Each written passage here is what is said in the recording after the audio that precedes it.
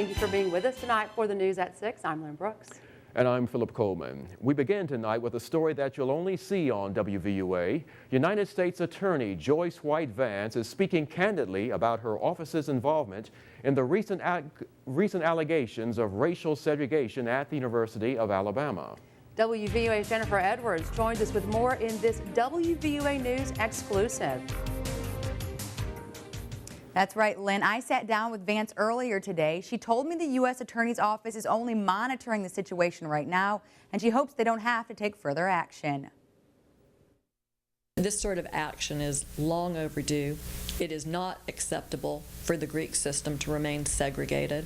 It's not acceptable for the color of someone's skin to determine whether or not they're admitted into a club. For this reason, United States Attorney Joyce White Vance says the U.S. Attorney's Office has decided to monitor the University of Alabama and the recent segregation allegations in the Greek system. We're ensuring that civil rights laws are enforced, which is what we're required to do under law, and looking at any variety of areas where federal action might be called for, including housing. Vance says not only could this violate federal law, but it's upsetting to see this happening in 2013. I think it's deeply disappointing that during the year that's actually the 50th anniversary of the Stand in the Schoolhouse Store at Alabama, that we're looking at segregation in the Greek system as a live issue. According to Vance, there are no plans for legal action. She says it's best to let the university solve the issue internally and is pleased with the steps that have already been taken. The university community has an opportunity to be a real shining light in the civil rights movement,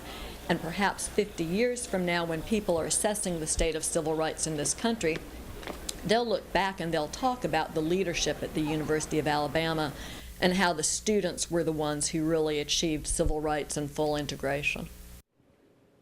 Vance says if the U.S. Attorney's Office needs to take further action, it would be a civil suit, not criminal. In the studio, Jennifer Edwards, WVUA News.